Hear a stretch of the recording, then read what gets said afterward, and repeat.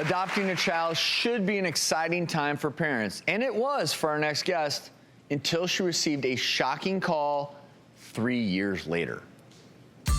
When my husband and I welcomed Braylon into our home, she was 3 weeks old and was being placed with us as a foster. She was a beautiful, healthy, happy baby girl. She was perfect to us. When she was 3 weeks old, Braylon was taken from her biological mother due to drugs being in Braylon's system.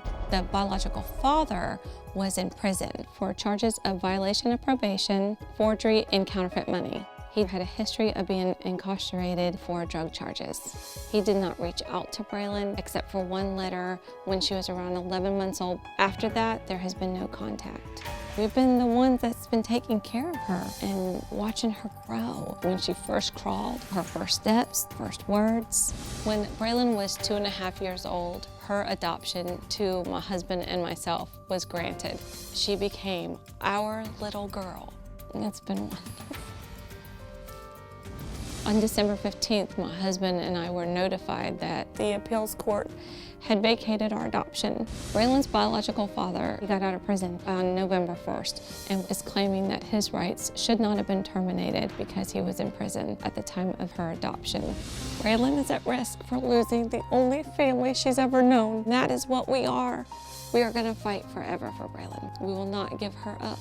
We will not give up on her, and she's worth it. We're joined now by Braylon's adoptive mother, Tammy, and what's the current situation right now? Right now, we're waiting on the appeals court to let us know if they're going to accept or deny our rehearing that we asked for. What?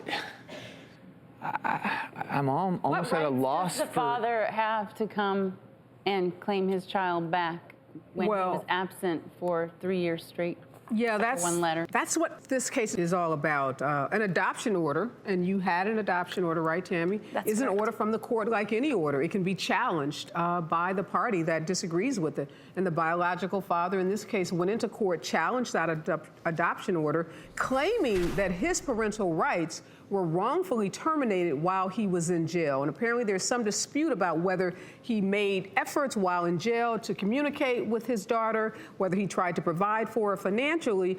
And every state has a time frame in which you have to move if you want to challenge an order of adoption. Apparently in this case, I haven't read the entire case file, but apparently he met those legal requirements to challenge it. And the court heard his argument, and the court sided with the biological father in this case. And these cases are always so heart-wrenching because you have wonderful parents like Tammy and her husband who step in and provide foster care when kids are taken away. In this case, this child's mother was drug addicted and couldn't care for the child. The father's in prison. So you have this case where you need loving, caring parents to step in, and then the biological parent says, wait a minute, that's my child, and I want to get custody. Let me ask you, from your perspective, Tammy, why now do you think that Braylon's biological father stepped in and said, you know what, I want custody, as opposed to before now? I'm really not sure. I mean, he put in the appeal on the 30-day mark, the very last day he could, and I just really don't know.